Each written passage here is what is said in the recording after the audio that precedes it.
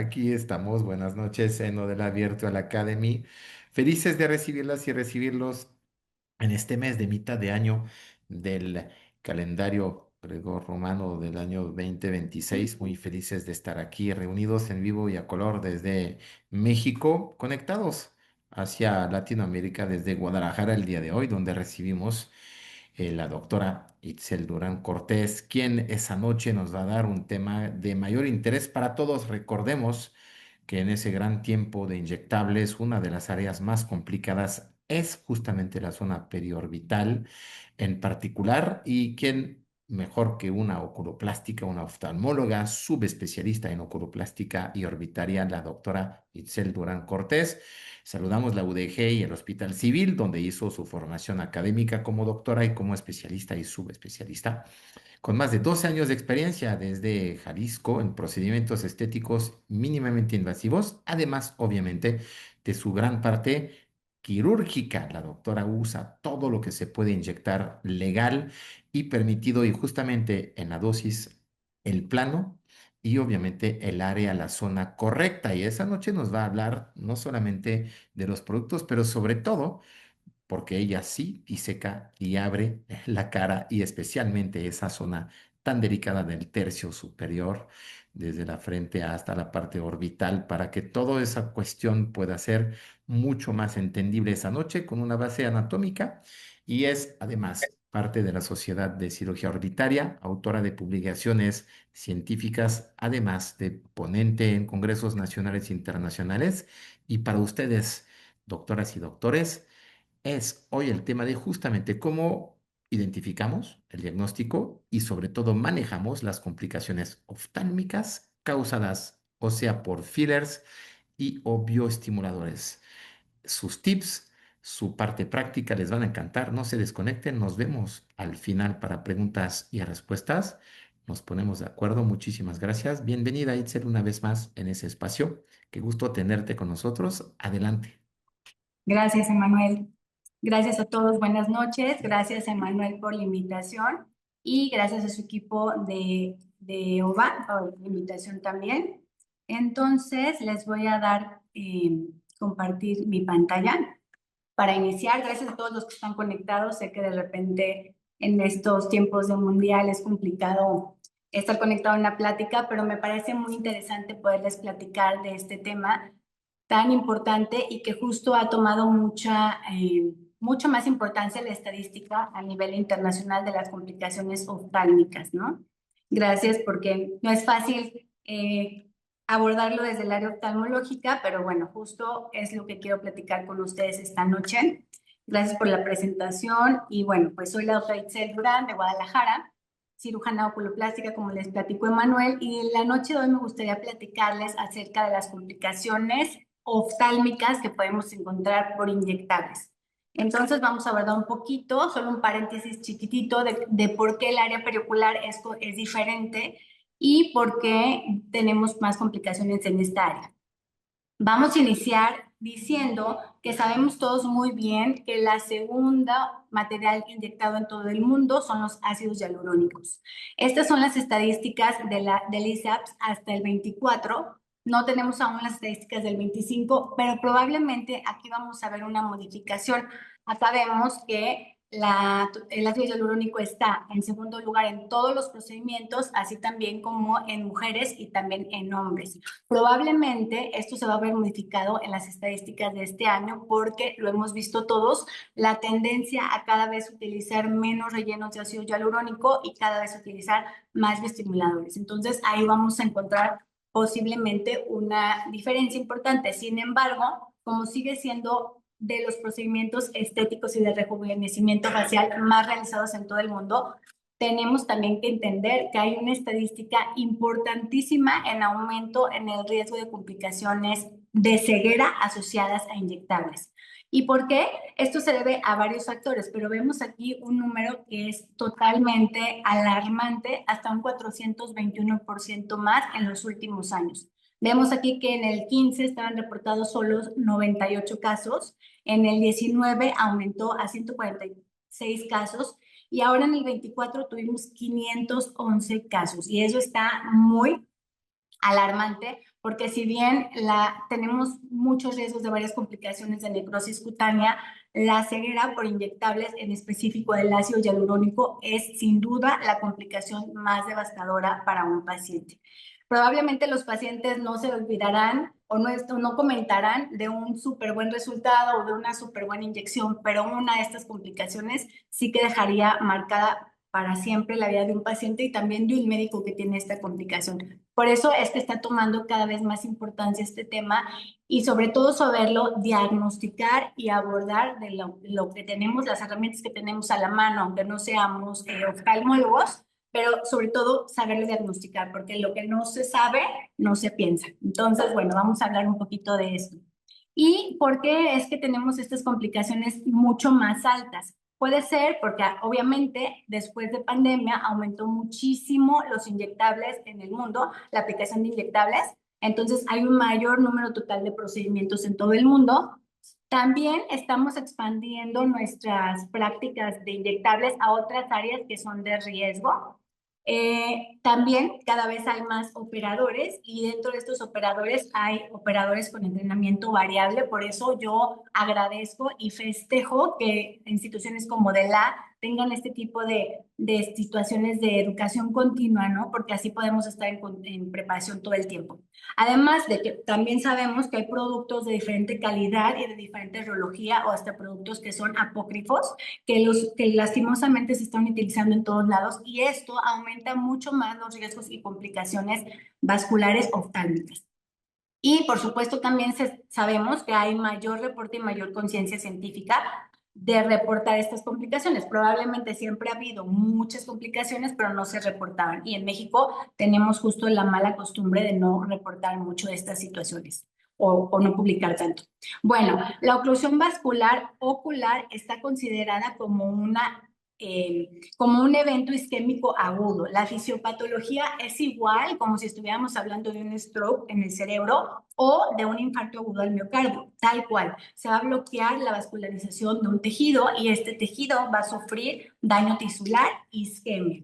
Tal cual es la misma fisiopatología, pero en el ojo lo que provoca esto es obviamente una isquemia retiniana aguda, puede provocar también una neuropatía óptica isquémica y esto nos va a condicionar a una ceguera irreversible. Y la verdad es que tenemos muy mal pronóstico en esta complicación, justamente por la falta de diagnóstico oportuno y tratamiento oportuno. Tenemos una ventana muy corta de acción en este tipo de patologías y ahorita lo voy a comentar más adelante. Me encantaría hacer aquí un paréntesis importante que yo como oculoplástica lo veo mucho y lo peleo mucho y es decirles que justo el párpado, que parece algo tan chiquitito y sin mucha importancia, es una estructura súper especializada. No tiene las mismas 5 capas que tiene el resto de la cara. Entonces, cuando vayamos a inyectar o aplicar cualquier procedimiento cosmético en esta área, es importante que tengamos en cuenta que no tiene piel, tejido celular subcutáneo,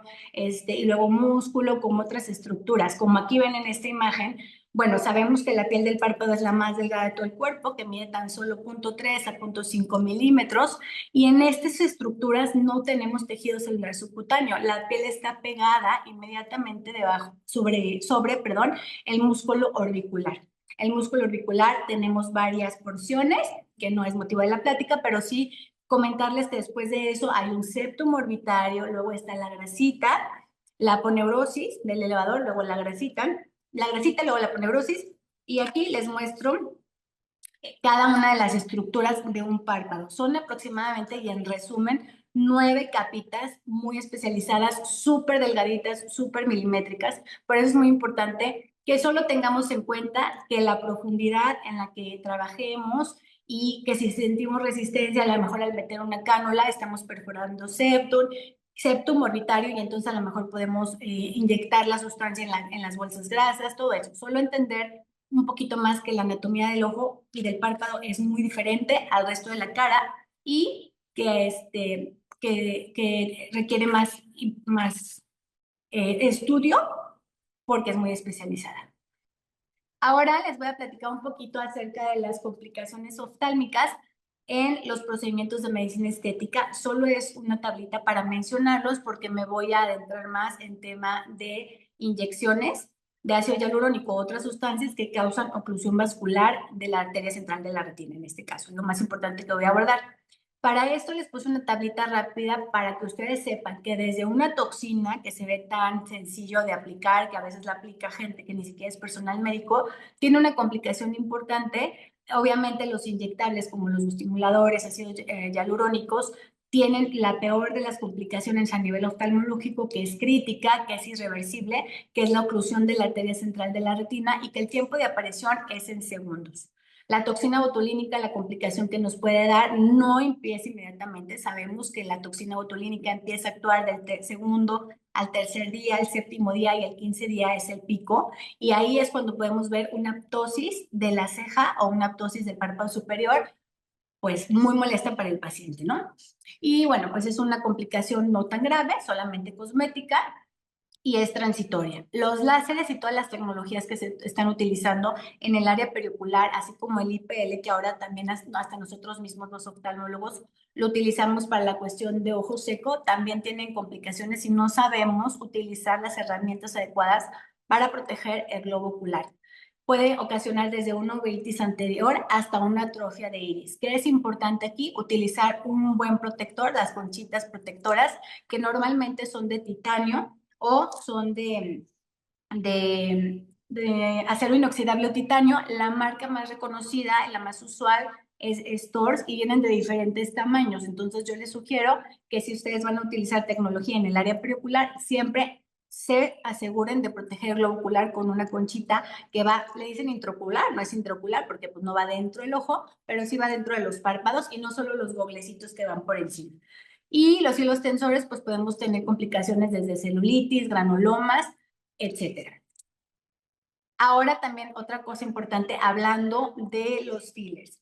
En la anatomía de esta región tenemos unas anastomosis que nos van a a dar a entender por qué aplicar relleno en la nariz nos puede ocasionar una ceguera, porque hay unas anastomosis muy importantes entre la carótida interna, que va a generar la arteria central de la retina, y la carótida externa, que va a ser la arteria facial y luego la angular. La anastomosis más común o que más encontramos que se puede relacionar a este tipo de complicaciones es la supratroclear, que la vamos a encontrar a este nivel, con la angular. Entonces, la supratroclear viene de la carótida externa, la angular de la interna, la angular de la externa, y tienen unas anastomosis aquí, de tal manera que el material que inyectamos en un área, por ejemplo, ahorita les voy a decir cuáles son las áreas de mayor riesgo, se puede ir así hasta la arteria central de la retina. Y aquí viene justamente las zonas de riesgo. Aquí la bibliografía varía un poquito porque si bien todos coinciden en que la región nasal por medio de la arteria dorsal nasal da un 40 o un 56% de riesgo de oclusión, que es la más común, la glabela, cuando rellenamos la glabela, es la que más se asocia a ceguera por la cercanía a la supratroclear, a la supraorbitaria, y de ahí a que se una la central de la retina. Entonces, bueno, ahí hay como una confusión en la literatura, pero en realidad es que es mucho más común por la nasal y mucho más que se asocia a ceguera por la glabelar.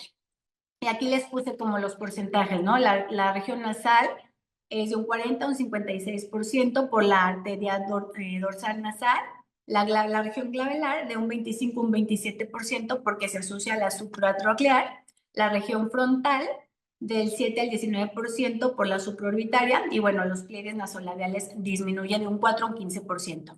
Aquí cabe agregar también que últimamente con las nuevas tendencias en rejuvenecimiento facial que fillers o bioestimuladores en la región temporal, también hay anastomosis en la supratroclear que nos pueden generar una ceguera también.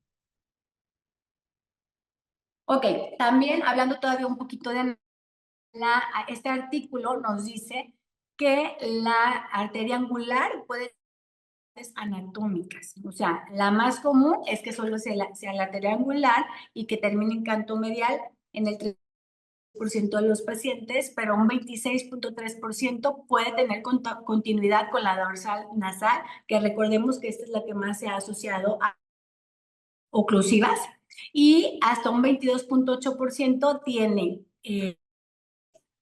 más allá de la dorsal nasal. Entonces, este tipo de variante tiene anastomosis más allá de la dorsal, la angular, es cuando tenemos mucho más riesgo de complicaciones vasculares. Y bueno, el mecanismo fisiopatológico que vamos a encontrar en la oclusión vascular de la arteria central de la retina se llama podemos ver. Normalmente la vascularización viene de la carótida interna y de ahí oftálmica y de ahí salen sus vasitos, sus ramas para irse a la dorsal nasal. El fisiopatológico es al revés, se inyecta filler en la nariz, se va un émbolo a la dorsal, aquí retrógradamente se va a la arteria central de la retina. Esto nos puede ocasionar tres características, o sea, tres variantes de enfermedad, de la arteria oftálmica, de la arteria de rama. Y esto sí va a modificar mucho el pronóstico visual que tenga el paciente. Ahora, ya hablamos un poquito de la anatomía de riesgo. Ahora me gustaría ponerles esta tablita en donde se comparan tres artículos de cuáles son los materiales que más se han asociado a riesgos vasculares en oftalmología. Y vemos que un artículo del 15, en donde no se utilizaban a lo mejor tantos rellenos de ácido hialurónico, autóloga. En este artículo antiguo, la grasa autóloga es la número 1 como causa de las complicaciones vasculares. Pero artículos más recientes, obviamente que se utiliza el hialurónico, ahora el ácido hialurónico se lleva la ganancia de hasta el 83% de que produce complicaciones. Y disminuye la grasa y empiezan a haber otros materiales. Y ahora, últimamente, en otro artículo del 2023, aumenta todavía más los bioestimuladores. De hecho, ya hay artículos que están empezando con protocolos como hialurónico para tratar la oclusión vascular oftálmica por bioestimuladores. Y esta tendencia del uso de bioestimuladores la vamos a ver cada vez más. Pero definitivamente los ácidos hialurónicos hasta la fecha sigue siendo la principal causa porque es lo que más se utiliza todavía para el rejuvenecimiento facial. Ahora sí vamos a adentrarnos un poquito en cuáles son los primeros signos y síntomas que nosotros debemos de sospechar para pensar en una oclusión vascular y cuáles son los algoritmos de tratamiento. Realmente no estaba muy estandarizado, últimamente se ha estandarizado un poquito más de tratamiento, mucho más efectivos que nos pueden dar como tips específicos, que es lo que como las perlas, para que ustedes lo primero sospechen de una complicación y después sepan hacer un marco de actuación para saber cómo resolverlo lo mejor posible porque el pronóstico es pobre y bueno, para mejorar un poquito el pronóstico. Sospecha clínica. Ustedes están inyectando a un paciente, sobre todo si es en el área central, y lo que van a sospechar es un dolor súbito, ocular o incluso cefálico. Y bueno, también se puede asociar que el angiosoma donde están inyectando o el área que están inyectando también tenga necrosis cutánea. Necrosis cutánea puede ser solamente dolor ocular o cefalea. Eso ya nos debe de hacer pensar que estamos teniendo una oclusión y el paciente va a empezar a tener cambios visuales súbitos, o sea, súbito, los cambios visuales en minutos. Entonces él les va a decir, me duele y estoy empezando a ver mal de un ojito, ¿no? Inmediatamente tengan cuidado porque están unas páginas fraudulentas donde vienen con... Inmediatamente tenemos que suspender la inyección, empezar, o sea, empezar a hacer todo nuestro, buscar la hialuronidasa. El masaje vigoroso, fíjense que es un angular en el tratamiento, aunque pareciera algo súper tonto y súper sencillo, émbolos muy chiquititos los podemos descomprimir, aunque sea en isquemias cutáneas, masajito. Entonces, tener compresas calientitas, el masaje es el único que tiene nivel de evidencia A para la mejoría, incluso más que la hialuronidasa inyectada, calor local y está revaluando la continuidad. Obviamente, pues tenemos que tener nuestro kit. Ahorita les voy a hablar un poquito más de ello. Le podemos dar aspirina vía oral inmediatamente, documentar al paciente, estarlo acompañando siempre, saber qué puso, fotografías, por si empieza con algo de necrosis cutánea también, y vigilancia estrecha de la progresión clínica. Es muy importante aquí, fechen tener a la mano ya el teléfono del oftalmólogo que les puede ayudar, porque si van a de un oftalmólogo, que solo un oftalmólogo podría hacer, pero ustedes van a poder hacer muchas cosas para que llegue el oftalmólogo a lo que se traslada, que nos pueden ayudar a salvar la visión de un paciente. El periodo de ventana crítica es muy chiquito, tenemos más o menos para poder actuar. Entonces, pues sí, hay que diagnosticarlo súper rápido lo posible. Bueno, les decía que estamos ahora en el Go y vamos a ver los datos de eye. La E de eye es el dolor ocular o el dolor retroocular y la Y es la pérdida visual, que pueden tener visión borrosa, escotomas o amaurosis, ceguera total.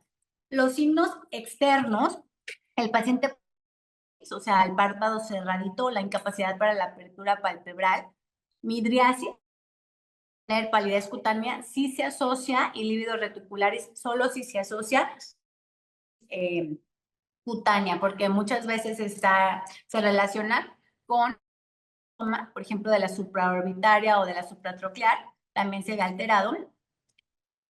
Se pone los datos de isquemia de piel en esta área, ¿no? Probablemente vamos a ver la típica mancha en rojo cereza, pero eso ya sería tema como de oftalmólogo. Incluso hay veces, y bueno, vamos a ver toda la retina pálida. También podemos hacer una prueba de la motilidad ocular, que está restringida la motilidad hacia un lado, y eso va a generar diplopia en el paciente. Y el diagnóstico, pues bueno, como les decía, puede haber tres escenarios, ¿no? La oclusión de arteria central de la retina, de arteria oftálmica o el síndrome de APC.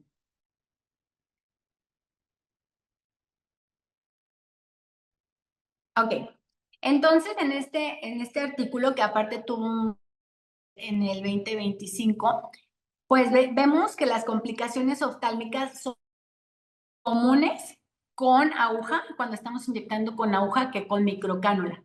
También en los años de experiencia del médico tienen mucho que ver en esto. Inyectores de años de experiencia tienen un 71% menos riesgos de este tipo.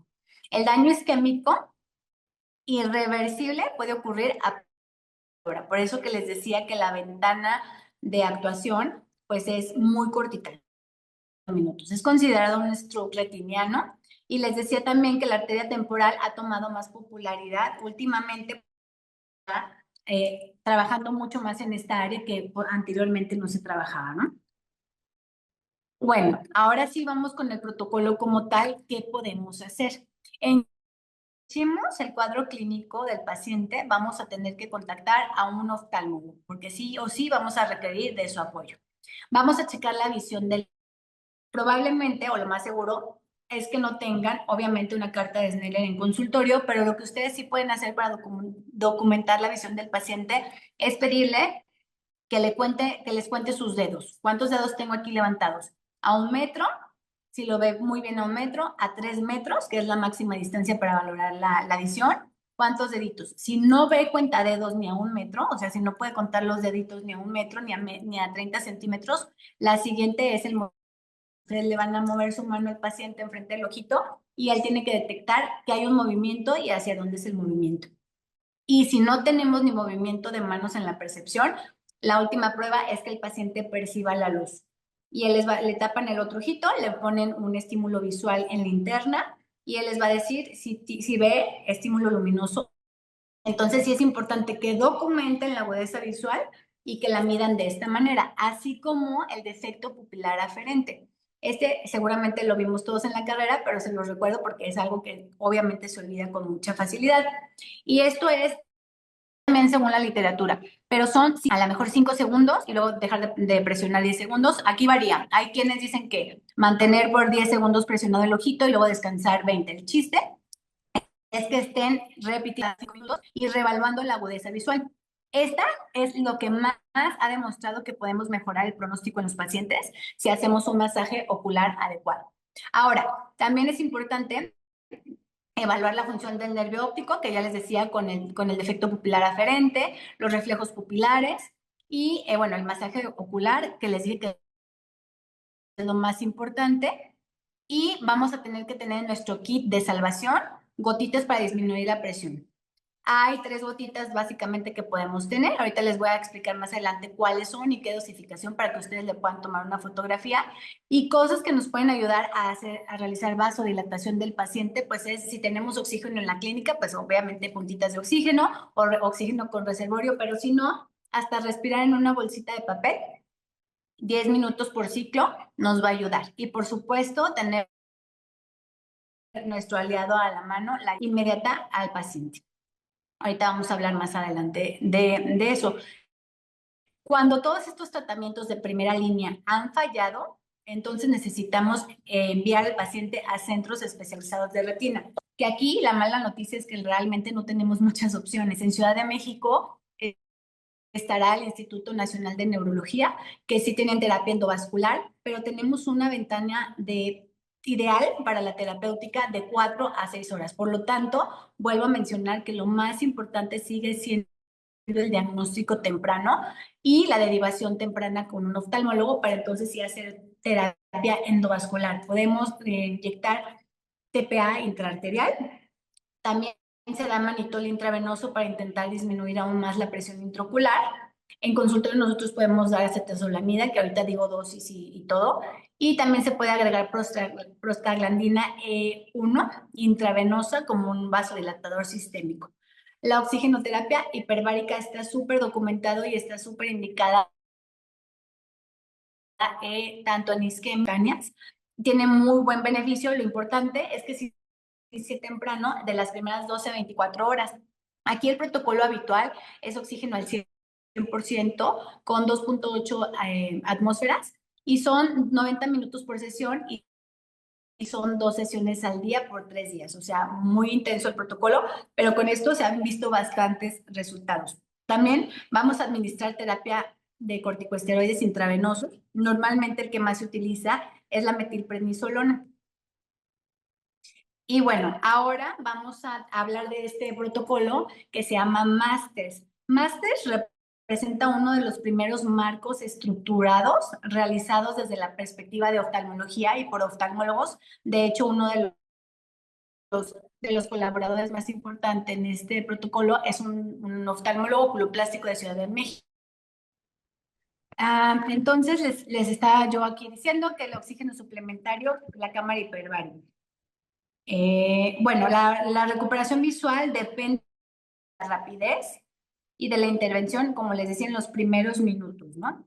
Y este protocolo Masters también nos habla de que las complicaciones tienen variables relacionadas con la experiencia del inyector. Como bien les decía, inyectores de más tiempo, de más de 5 años, tienen un 71% menos riesgo de complicaciones.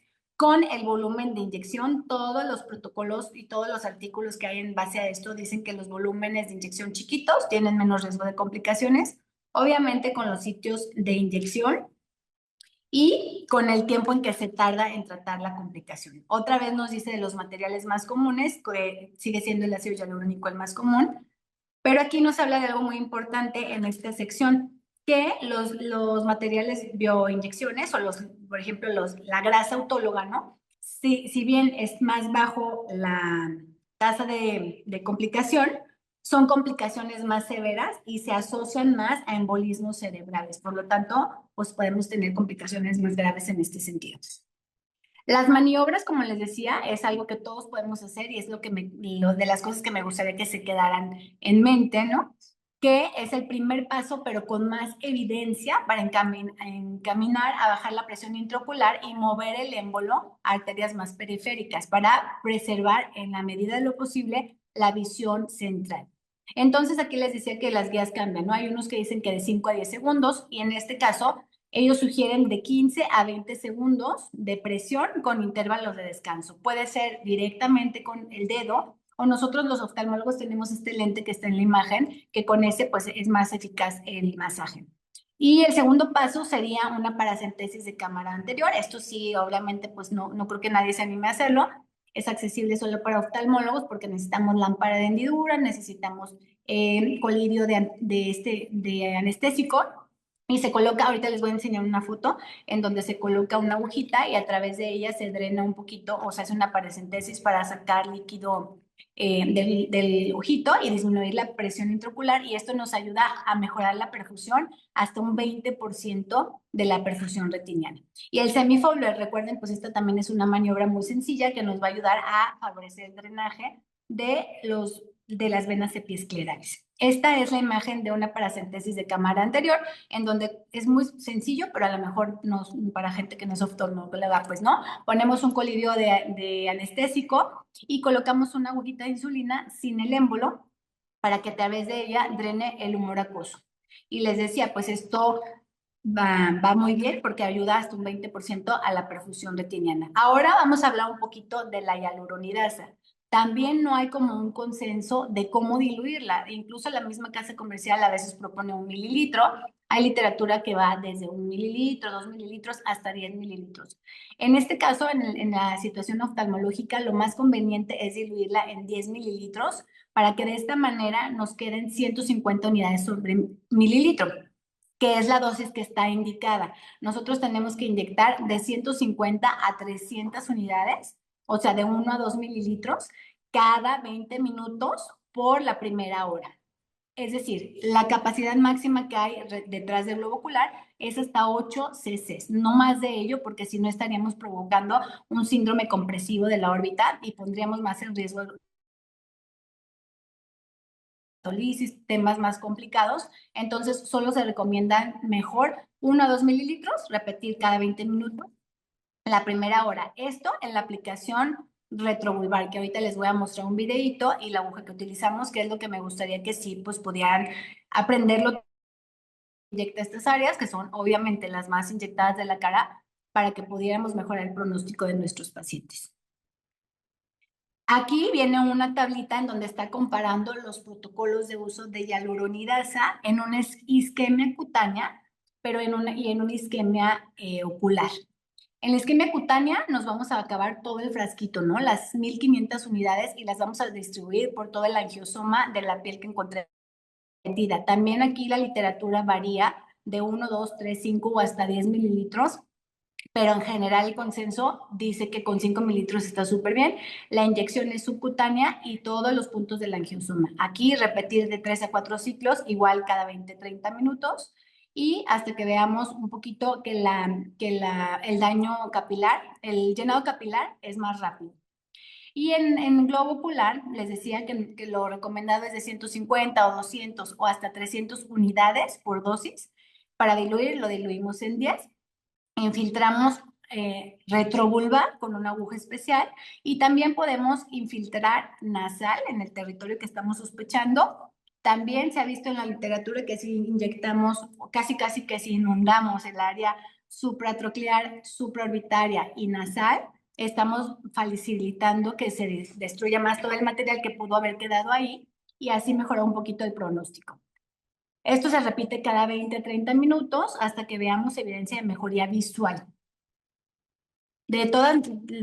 O sea, el pronóstico es bajo porque aún con la hialuronidasa tenemos solamente el problema es que no se diagnostica rápido y que tenemos muy poco tiempo de ventana para actuar. Esta es la agujita especial que nosotros utilizamos para cualquier bloqueo retrovulvar. Es una aguja Atkinson de 38 milímetros y es de 25 gauch, la cual su punta es roma y es flexible. La verdad es que es parecida a las cánulas que utilizamos para inyectar los fillers. Y aquí vamos a ver un videito en cómo se le pide al paciente que vea para arriba. Tocamos, voy a parar un poquito. Tocamos el tercio, la unión del tercio externo con el tercio medio de la órbita y se siente, se palpa el reborde orbitario. Ahí vamos a entrar perpendicularmente a la piel con esta agujita perpendicularmente a la piel y cuando vemos que, cuando vemos que tenemos 2/3 de la aguja adentro de la órbita, vamos a hacer un giro de 45 grados hacia el globo ocular o hacia la región nasal para meter el último tercio de la agujita. Ahí lo vemos, un giro de 45 grados y se mete el último tercio de la aguja. Aspiramos un poquito e inyectamos suavemente. En este caso se está haciendo un bloqueo retrovulvar, no es hialuronidasa, por eso está muy llena la jeringa, pero en este caso inyectaríamos de 1 a 2 milímetros con la dilución que les comentaba de la hialuronidasa. Después de que se infiltra la cantidad que queremos infiltrar, retiramos suavemente la aguja y hay que hacer un poquito de compresión ocular para evitar una hemorragia retrovulvar y pues que se complique el cuadro clínico del paciente. Y así es como se aplica la hialuronidasa retrovulvar.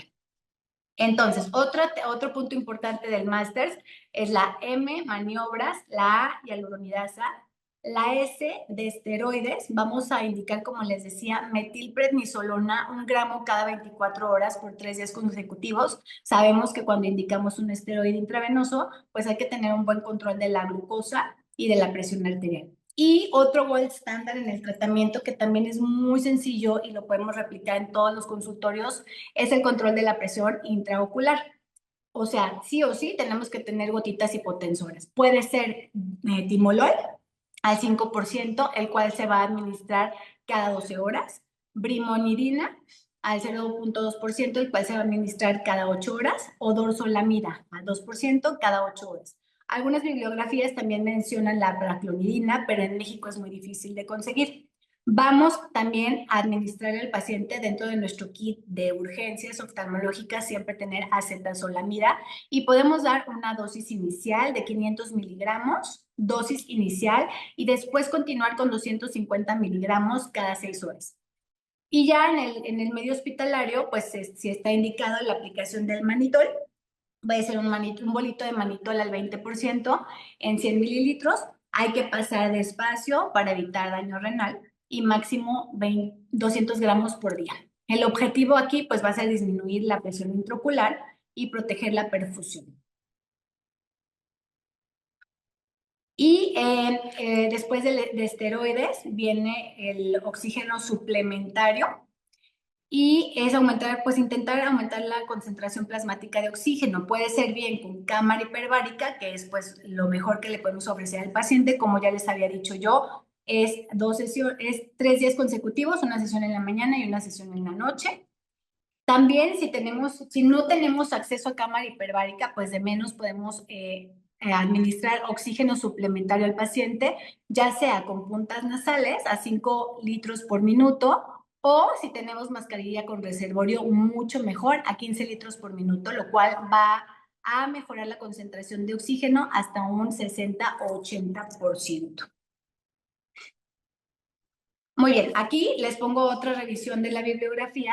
También dice mucho de los materiales, pero sobre todo me gustaría resaltar nuevamente que lo que les había comentado, que la grasa autóloga, aunque es menos frecuente que se asocia a complicaciones visuales, sus complicaciones son de mayor riesgo. Y sobre todo esto, que un paciente que le inyectamos grasa o relleno de ácido hialurónico y tiene un déficit visual, es mandato obligatorio activar un protocolo inmediato de alta sospecha clínica de que también haya un stroke intracraneal. Entonces, nada más para comentar la gravedad, y esto obviamente se asocia mucho más a inyecciones de lipoinyecciones, ¿no? Las lipoinyecciones que son tan comunes últimamente. También fíjense que, como bien les decía, cada vez más está en uso los materiales de bioestimulación y ya hay reportes publicados de ceguera, hasta 8 casos de ceguera por hidroxiapatita de calcio. Aquí nada más me gustaría recalcar algunas cosas, puntos importantes que se diferencian de las complicaciones por ácido hialurónico. Sigue siendo la arteria dorsal de la nariz la más común. Obvia, también nos dice que bolos más grandes, dan en bolos más grandes, en necrosis más grandes.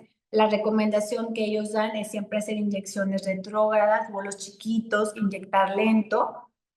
Hay que estar atento a signos de dolor intenso. Obviamente es incómodo siempre una inyección o meter una cánula o una aguja al rostro, pero nunca vamos a tener un dolor intenso. y eso es dato clave para nosotros entonces sospechar de una complicación. Siempre canulas un poquito mayores de 27 gauge y siempre, siempre aspirar. También sirve, yo siempre lo hago en mi práctica, infiltrar un poquito de lidocaína con epinefrina porque nos va a causar esta vasoconstricción que nos ayuda pues a que no se vaya un émbulo intraarterial. La glabela para mí y yo creo que para todos los oftalmólogos del mundo está contraindicado inyectar cualquier tipo de relleno, llámese bioestimulación, llámese ácido hialurónico, lo que sea está contraindicado porque el riesgo de inyectar glabela es muy alto. Y bueno, si tenemos resistencia inesperada, dolor o blanqueamiento, parar inmediatamente. Aquí lo chistoso también de este artículo que me pareció es que ellos también recomiendan el uso de hialuronidasa. Si bien no actúa como un agente reversor específico, lo ayudan como terapia adyuvante para el efecto antiedema, porque mejora la permeabilidad tisular, porque tiene propiedades antiinflamatorias y porque ayuda a la perfusión local. Entonces también aplican hialuronidasa como no hay otro antídoto, pues este parece ser que también mejora un poquito el pronóstico. Ahora sí, vamos a hacer un resumen de todo lo que hemos hablado durante estos minutos. ¿Qué es lo primero que tenemos que hacer? En los primeros 60 minutos, yo diría, comunicar al paciente que ha sucedido un efecto adverso muy grave, inmediatamente contactar con un oftalmólogo o a un centro. Les digo que desgraciadamente hay muy pocos en el país. Un centro que en donde tengamos radiología intervencionista y acompañar al paciente en todo momento. Nosotros, ¿qué podemos hacer? Anotar la hora, anotar el protocolo que inyectamos, tener nuestros viales de hialuronidasa preparados y a la mano, y siempre sus gotitas de timolol. ¿Qué pueden hacer ustedes? Y que de hecho, como les decía, es lo que tiene mejor nivel de evidencia, su masaje ocular, ponerle sus gotitas de timolol para intentar reducir la PIO, masaje con presas calientes para intentar movilizar el émbolo y poner al paciente, si no tenemos oxígeno, si no tenemos cámara hiperbárica, obviamente en nuestro consultorio, a respirar en una bolsita de papel para aumentar la concentración de oxígeno. Ya en el hospital, el oftalmólogo podrá hacer una paracentesis de cámara anterior o inyectar la hialuronidasa retrovulvar. Y bueno, pues si necesitamos al radiólogo intervencionista, nos pueden ayudar a inyectar la hialuronidasa intravascular guiada o también en algunos reportes se puede utilizar la uroquinasa. Pero aquí pues el mensaje clave va a ser que la actuación rápida y coordinada es lo que nos puede ayudar a mejorar el pronóstico visual del paciente. Les dejo aquí otro artículo que es un kit recomendado para todos los médicos inyectores, todo lo que deberíamos de tener en el consultorio, obviamente hialuronidasa, hasta 10 frascos si es posible, esteroides inyectables, antibióticos, antivirales, soluciones, cánulas, antihistamínicos, aspirina, compresitas calientes. Últimamente se han visto en las publicaciones más actuales que el diltiazem es muy efectivo o más efectivo que el tadalafil y que el sildenafil y con menos efectos adversos y tener siempre, siempre a la mano el teléfono de un oftalmólogo y de una cámara hiperbárica. Y yo les agregué aquí este kit oftalmológico para emergencias, que Dios quiera nunca les toque una complicación oftálmica porque sería devastador, pero sin embargo no está de más nunca tener en el consultorio su acetazolamida. Ya les decía, aquí le pueden tomar una fotito que puede ser una dosis inicial de 500 miligramos intravenoso, vía oral, perdón, y después continuar con vía oral 250 miligramos cada 6 horas. Timolol, brimonidina, cualquiera de estas opciones. Si es timolol, una gotita cada 12 horas, y si es brimonidina, cada 8 horas. Les decía ya que la placlonidina es muy difícil de conseguir en México, pero bueno, si la pueden conseguir en otro lado, igual también para sus pacientes que espero que no tengan pacientes con tosis por toxina, pues también es lo que les puede ayudar para mejorar la tosis. Y obviamente hialuronidasa, aquí les puse hasta 10 frascos de preferencia, y una aguja de Atkinson por si son muy valientes y se animan a poner la hialuronidasa retrovulvar, que no tiene mayor ciencia, y la tabla de la curva de aprendizaje, la verdad es que es bastante corta. Luego podríamos hacer un curso para que todos ustedes practicaran y se sintieran cómodos haciendo este procedimiento. Bueno, y para ya cerrar un poquito la plática, pues lo más importante es que tengamos un adecuado conocimiento de la anatomía vascular, saber que el área de los párpados es súper especializada y no es como el resto de la cara. Utilizar los planos seguros. Siempre les recomiendo microdepósitos y estar moviendo la cánula, siempre con cánula, y estar moviendo la cánula cuando estemos inyectando para que no se quede mucha sustancia en un solo lugar y esto nos pueda ocasionar una oclusión. Aspirar siempre, siempre aspirar, volúmenes bajos por cada punto y tener un consentimiento informado específico que aunque asuste al paciente, diga que una de las complicaciones puede ser ceguera y hasta muerte. Y bueno, la incidencia de esta complicación vascular oftálmica es baja, pero el impacto es devastador y ya vimos que la estadística está aumentando muchísimo, ¿no? La seguridad depende más de la técnica que del producto. El área periocular exige un conocimiento anatómico y siempre en esta área menos volumen es mejor. Y me parece que la educación médica continua es la clave para tener sanos y salvos a nuestros pacientes. Y felicito a Emanuel por tener este tipo de espacios y de foros para que podamos seguir actualizándonos y hablando de estos temas. Muchísimas gracias, doctora Itzel. Qué travesía de poder viajar contigo a través de ese finalmente pequeño lugar del cuerpo humano que es tan importante, tan preciso y donde suceden y pueden suceder tragedias. Recordemos que las estadísticas muestran, lo recordabas, que hace ya 3 años las justamente muertes y cegueras en particular eran más prevalentes por justamente inyección de esos productos en esa área y es la primera causa de complicaciones graves, ¿no? Que no son reversibles si no se atiende por un especialista como tú en un tiempo menor a cuántos minutos. Tenemos varias preguntas que nos han llegado, doctora Durán. Muchísimas gracias por seguir con nosotros. Y justamente nos decían, siempre que tú vas haciendo la parte quirúrgica, si tú haces previamente ultrasonografía o ecografía guiada, ¿y qué recomiendas al respecto para los inyectores, tanto en la parte de inyección como quirúrgica? Quirúrgica no, no me parece necesaria y en inyecciones sí. O sea, yo siento que el tema de ultrasonido cada vez está tomando mucho más fuerza para justo prevenir este tipo de complicaciones. Entonces, sí me parece, pero tristemente no, nadie salimos de ninguna especialidad entrenados en esta área, ¿no? Esta es un área nueva que apenas está tomando fuerza y me parece que es un área de oportunidad para todos, entrenarnos en ultrasonido en todas las áreas. Párpado sería una de ellas. Para el área oftálmica como tal, sí contamos nosotros con un ultrasonido, pero diferente para otras situaciones quirúrgicas intraoculares, pero en el área de párpados no lo utilizamos, pero sí lo recomendaría mucho para los inyectores en esta área. Perfecto, muchísimas gracias. A la hora de justamente tú utilizar todas las herramientas que tienes, ¿qué tanto se comunica eso al paciente? Es decir, en tu ventaja de muchas veces hablamos del producto, pero pocas veces del arma, ¿no? De con qué lo voy a hacer que llegue ese producto. Dicho de paso, que si la aguja, que si la cánula, que si obviamente la calidad hasta de la jeringa. ¿Comunicas eso a tu paciente como una ventaja competitiva o para ti es algo que no hay que detallar hacia ese nivel al paciente y dejar que crea y confíe en el doctor y no solamente en las marcas que está usando?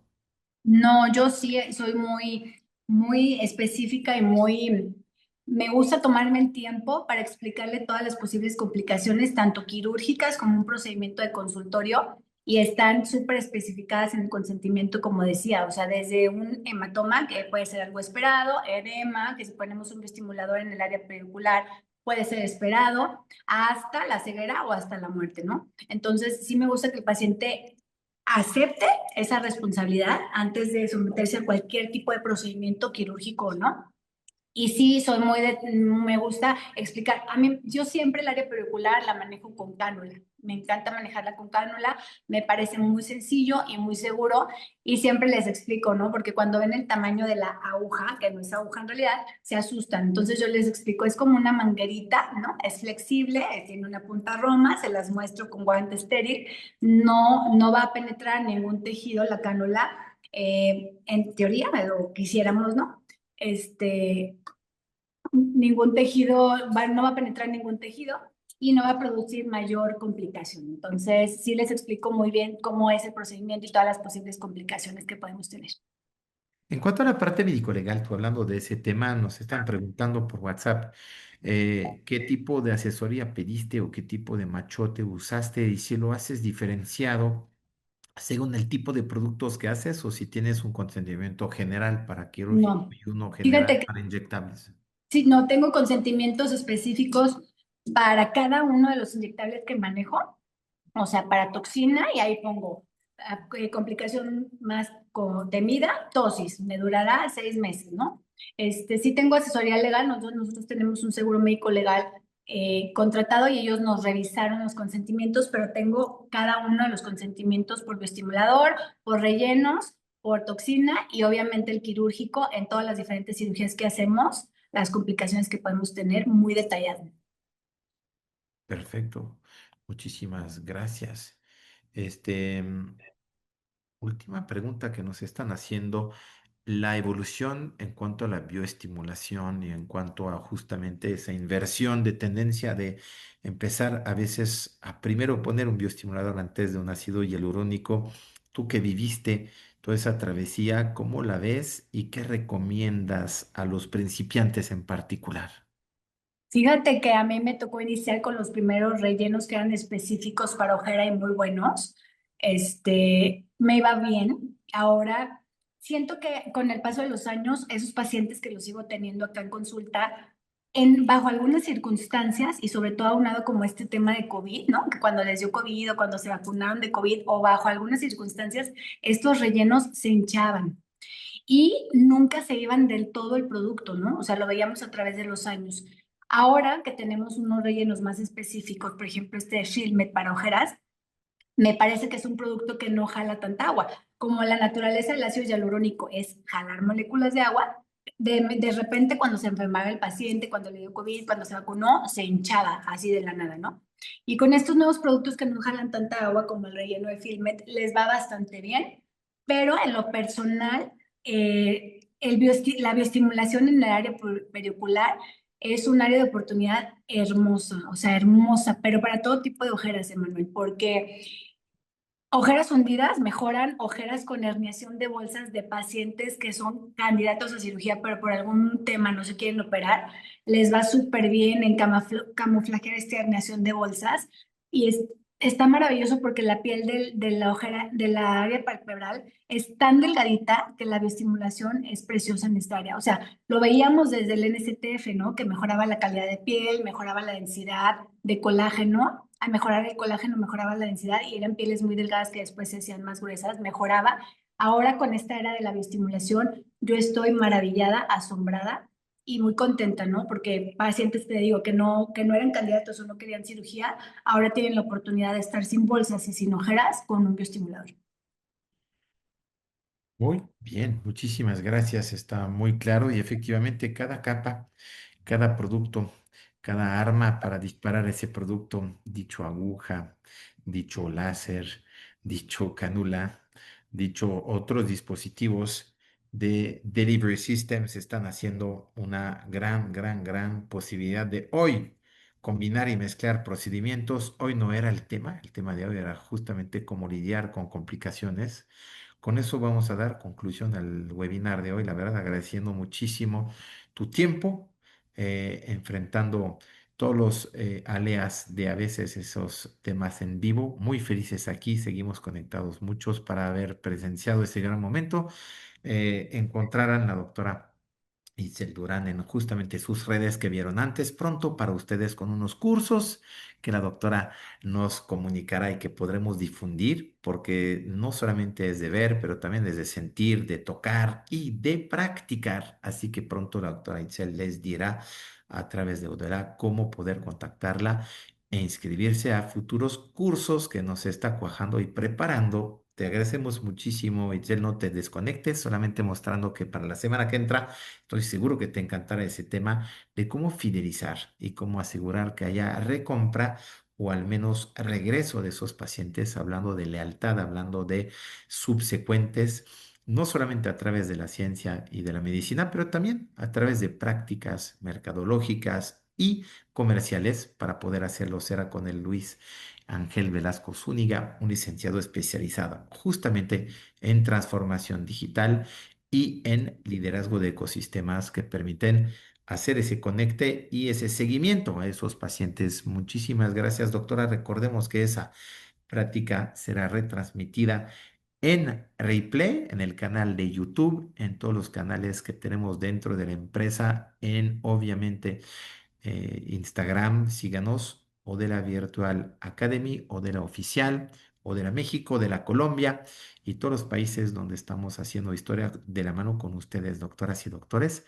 Una frase de conclusión antes de irnos y de volverte a ver en replay, en YouTube y en todos los canales de la empresa. ¿Cómo quieres concluir ese webinar, doctora? Me encantaría que pensaran que justo eso que con lo que inicia la plática, ¿no? Un paciente que tiene una perfecta aplicación puede ser que la olvide, pero un paciente con una mínima complicación nunca lo olvidaría. Entonces, lo que no se sabe, no se piensa, hay que tenerlo en mente que existe para identificarlo inmediatamente, tratarlo inmediatamente y pues ofrecerle un mejor pronóstico a nuestro paciente. Muchísimas gracias, te agradecemos muchísimo. Te mandamos un fuertísimo saludo, la verdad, por haber estado con nosotros el día de hoy. Y te mandamos a la distancia el deseo de descansar y dormir para poder seguir mañana siendo no solamente doctora cirujana, pero también tus otros papeles de mujer de familia, de mamá, esposa y toda la responsabilidad que te incumbe. Saludos hasta Jalisco, te mandamos un fuertísimo abrazo y que Gracias. descanses pronto. Muy buenas noches. Buenas noches, gracias a todos. Hasta luego. Hasta luego, bye bye.